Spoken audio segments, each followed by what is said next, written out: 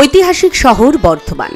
বর্ধমান শহরের পূর্ব দিকে রয়েছে কার্জন গেট, আর পশ্চিম দিকে রয়েছে 12 দুয়ারি গেট, আর উত্তর দিকে রয়েছে 108টি শিব মন্দির।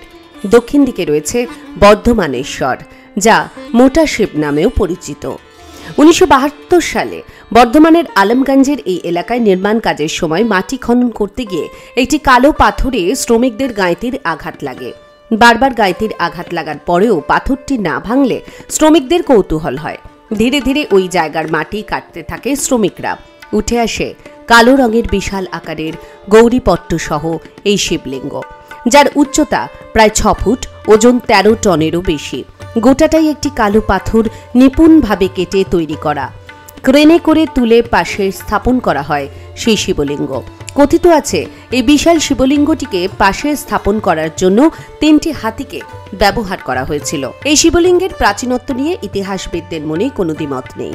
তবে ঠিক কত বছরের প্রাচীন তা নিয়ে প্রামাণ্য কোনো তথ্য না থাকলেও এই বিশাল শিবলিঙ্গটি আনুমানিক 1600 থেকে 1700 বছর আগের বলে মনে করেন অনেকেই। কেউ বলেন সম্রাট কনিষ্ক নিজে এই কালো শিবলিঙ্গের নিয়মিত পুজো করতেন। পরবর্তী সময়ে বন্যায় তা দামোদরে ভেসে আসে। তবে এত ভারী শিবলিঙ্গের পক্ষে নদীতে ভেসে আসার সম্ভাবনা নিয়েও ইতিহাসবিদদের মধ্যে দ্বিমত রয়েছে। আবার কেউ কেউ মনে করেন বর্ধমানের মহারাজাও শিব ভক্ত ছিলেন, তার আমলেই হয়তো প্রতিষ্ঠিত হয় এই শিব মন্দির। বর্ধমানেশ্বরের পাশেই রয়েছে দুধ পুকুর। ভক্তরা এই পুকুরে স্নান করে বাবার মাথায় জল ঢালেন।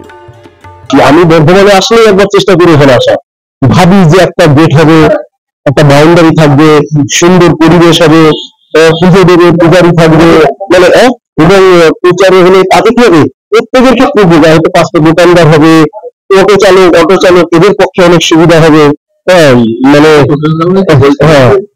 মানে আমরা এটা চাই যে এটা হোক। তবে 1972 সালের 10ই আগস্ট বাংলার 1379 সনের 25শে শ্রাবণ গৌরীপট্ট সহ এই শিবলিঙ্গটি স্থাপন করা হয়েছে বলে প্রতি বছর এই দিনটিকে বর্ধমানেশ্বরের প্রতিষ্ঠা দিবস হিসেবে পালন করা হয়।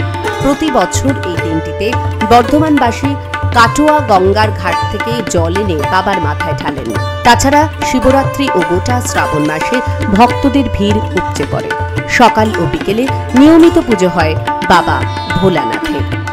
এই জায়গাটাকে আখন্ড ফুলের গাছটা আছে, ওখানে মাটি কেটে ইট ভাটা নিয়ে যাচ্ছিল, তখন কথার গাঁইতে চলে গেছে, কিছুদিন মাটিটা কেটে ইট ভাটা নিয়ে যাচ্ছে। পূর্ব বর্ধমান থেকে সঞ্জিত কুরের রিপোর্ট, এক্সপ্রেস নিউজ।